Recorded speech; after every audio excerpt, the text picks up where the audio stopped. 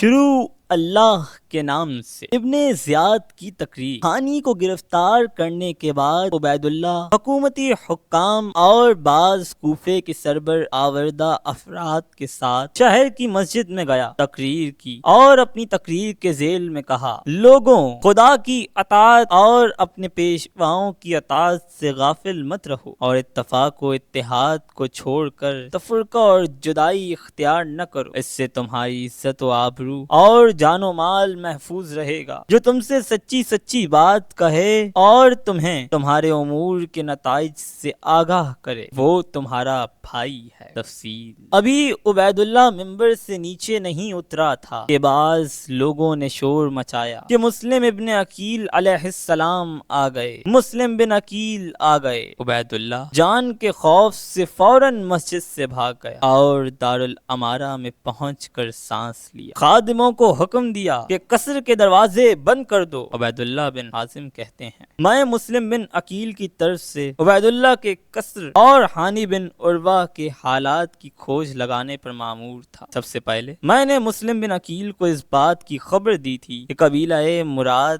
کی بعض عورتیں یہ فریاد کر رہی ہیں: یا برتا یا شکلا۔ میں مسلم بن عقیل علیہ السلام کی خدمت میں حاضر ہوا اور بتایا کہ ہانی کو گرفتار کر لیا گیا۔ انہوں نے فرمایا کہ اطراف کے گھروں میں جو ہمارے مددگار سکونت پذیر ہیں انہیں بلاؤ۔ چنانچہ اس نعرے یا منصور امتی کے ساتھ 4000 مددگار مسلم علیہ السلام کے پاس جمع ہو گئے۔ مسلم علیہ السلام کا قیام اور دارالامارہ کا محاصرہ۔ مسلم بن عقیل علیہ السلام نے عبید اللہ سے مقابلہ کرنے کے لیے عبد الرحمن بن عزیز کندی کو قبیلہ ربیہ کے سواروں کا اور مسلم بن اوزجہ کو قبیلہ مزجہ وسط کے پیادہ سپاہیوں کا کمانڈر مقرر کیا، اور ابو سمامہ سعیدی کے سپرد قبیلہ تمیم و حمدان کی سپہ سالاری کی، اور اہل مدینہ کو منظم و آمادہ کرنے کی ذمہ داری عباس بن جادہ جدلی کو سونپی، اور خود اپنے انصار کے ساتھ دارالامارہ کی طرف روانہ ہوئے۔ اسے محاصرے میں لے لیا۔ عبداللہ بن حازم جو کہ